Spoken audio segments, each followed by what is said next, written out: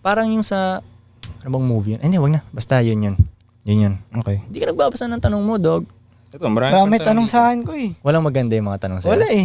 Paulit-ulit na ito. Baka pangit yung audience mo. Malamang. Yung mga naka-follow sa'yo, tainang yan. Hindi. Joke lang. Tanong nila tol, tips pag nag-flop yung business. Pag nag-flop yung business. Eto mga businessman yung kaharap ko, anong mga masasuggest Kuya nyo sa kanila tol? Anong mga tips nyo? Ako nag-flop na business ko dati. Anong Ilang tips mo beses na, sa nagtanong sa akin ko eh? Eh di wag mo na yun yung business na yun. Lipat ka ng lipat. Ewan ko, hindi ko alam. Eh nakaranas ka na ba ng flop na business? Oo. Food. Anong tips mo sa kanya ko eh? Parang Pag nag-flop yung business, agahan mo umexit. Bago pa lang talaga mag-solve. Yes, kung halimbawa nalugi ka na ng 10,000, huwag mo na antayin malugi ka pang 20. Eh paano pag ano? Pag syempre, Shut it down. Eh paano pag syempre, di ba minsan malugi ka talaga? Alangan naman tingnan mo, ay lugi agad. Exit na. Minsan may lugi talaga. tapos lugi ka muna sa umpisa. Mabilang mo ba? Mararamdaman mo siya. Kung okay lang sa'yo sa business mo na nalugi ka, meaning gusto mo yun, tapos alam mo yung gagawin sa kanya. Pero halimbawa, naranasan ko na business na di ko siya masyadong gusto, pera lang habol ko. Ang nangyari, nung nag-flop siya, hindi ko na gustong ilaban pa. Okay. Di ba? Okay. So kung gusto niyo yung business, ilaban niyo. Pero kung hindi mo siya gusto, i-close mo na kasi kung hindi mo siya gusto, hindi mo gagawin yung best mo para maangat yung flop mong business eh. So charge to experience na yun. So dapat bang sa tingin mo dapat bang pumasok ka sa business kahit di mo gusto? Hindi. Kung wala kang pera, Kung wala kang pera. kung wala kang choice, hindi ka pwedeng papasok sa gusto mo. Wala kang option eh. Aha. Para sa akin yun. Pero kung meron kang option dahil may pera ka, may skill ka or something, sige, pasok. Parang ganun. Tingnan mo lang, no? Kahit Tingnan hindi mo. mo gusto. Kahit di mo gusto. Ay, hindi. Kahit hindi mo gusto kung wala kang option, wala kang skill, wala kang pera. Pero kung meron ka, wag na. Kasi may option ka eh. Doon ka sa gusto mo. Doon ka sa gusto Bagay mo. dati, no? Number one pa rin talaga. Yung gusto Dapat mo. gusto mo, no? So kung wala ka pang pera, wala ka pang skill, wala ka pang option, pasukin mo kahit di mo gusto, okay lang yun. Hanggang sa, kasi hindi mo rin malalaman sa totoo lang kung ano yung gusto mo pag hindi mo pa na ano yung hindi mo gusto eh. Ano? hindi mo malalaman kung ano talaga yung gusto mo sa buhay pag hindi mo pa naranasan yung mga hindi mo gusto. Gets. Parang Okay. ako, hindi ko, alam ko yung gusto ko nung bata pa ako pero hindi siya buong buo. Hanggat di ko naranasan yung rock bottom na mga ayoko pala, na akala ko, okay lang, basta magkakapera ako kahit ayoko gawin. Pero nung naranasan mo na, ayoko pala talaga to, pipilitin mo talaga yung gusto mo na lang. Kasi So, mas madali yun, tatrabahuin tol. mo siya. Mas madali yun kasi pag gusto mo eh.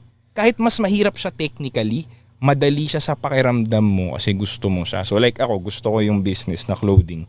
Hindi naman all year round. Kita ka yung unang 5 years ko, maraming beses ako nag-flop eh.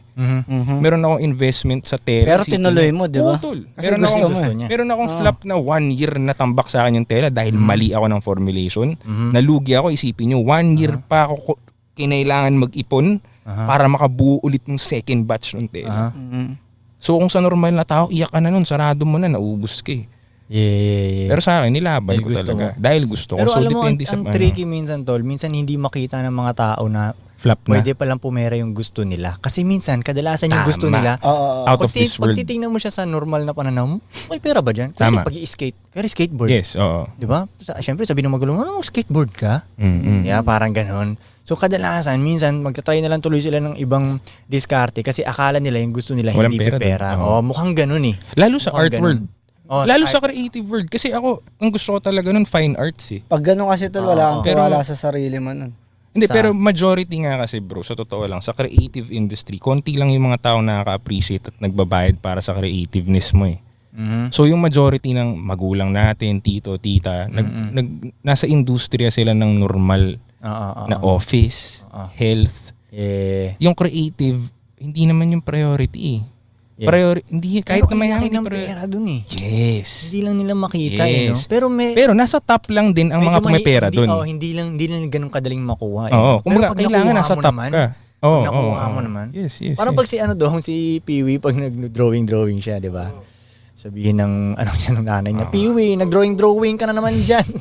Ganun lang sabi ko tayo, Peewee, no? Ikaw gumagawa ka ng something great, no? Sa tingin mo gumagawa ka ng sa tingin mo gumagawa ka ng masterpiece bilang maririnig mo yung mama mo. Peewee, mag-drawing ka na naman dyan.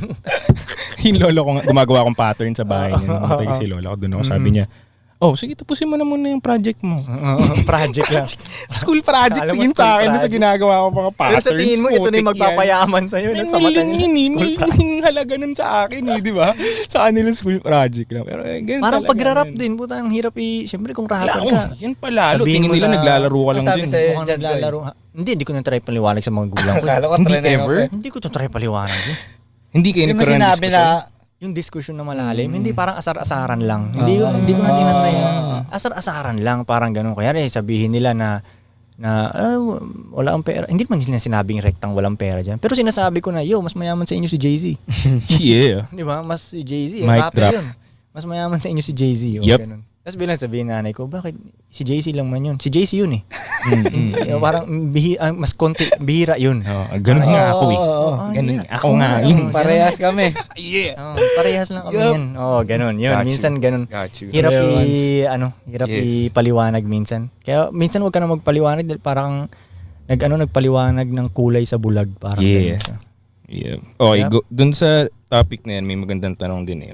Para sa inyo, ano mas mahalaga? Ang may pinag-aralan o madiskarte sa buhay? Easy. Game ko eh. Ano ang mas mahalaga? Mas. So, isa lang ang pipiliin dyan, no? Sa tanong niya, yun lang. Gusto ko sanang sagutin Sa akin, dalawa eh. diskarte. Pero, Sa akin, ano may ang mas? diskarte. May Sa diskarte. diskarte. Kasi nakakita nga ako ng tol eh. Mm. Nakakita ako ng no read no write na ang laki-lago ng business niya. No read no write to siya. No read no write. Diskarte niya lang dinaan ko, di ba? Weird dahil no read no write. Mas mahirap na Pero pinagagalingan yun. pagsamahin mo yung combo na yan, Yun ang magandang Kung may sagot. okay na. Depende sa estado mo sa buhay actually.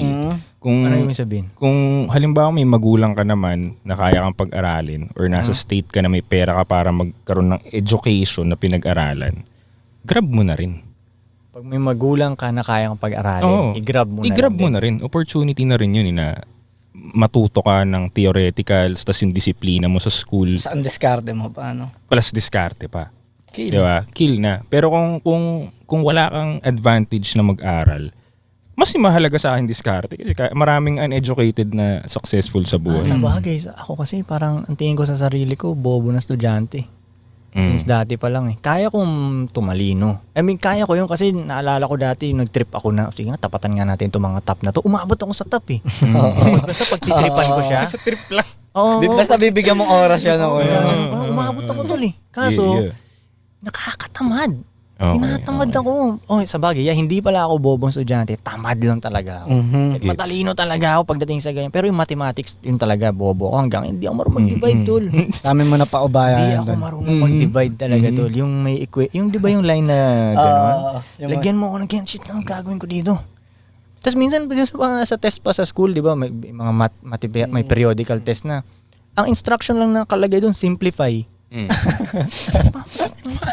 Ang simple, alam ko simple lang to kasi instruction nga simplify eh. Bakit hindi ko mahuli to? Ano ba to, di ba? Parang gano'n. Tapos tatanungin pa namin teacher namin, sir, ano ba to? Sabihin ng teacher, simple-simple na nga eh. Simplify na nga yung sabi. Puta, piloso pa din yung teacher. Puta, wag ko na nga sagutan lahat to. Putang inan to. Yan, bagsak na ako bagsak. Di ba? Parang gano'n.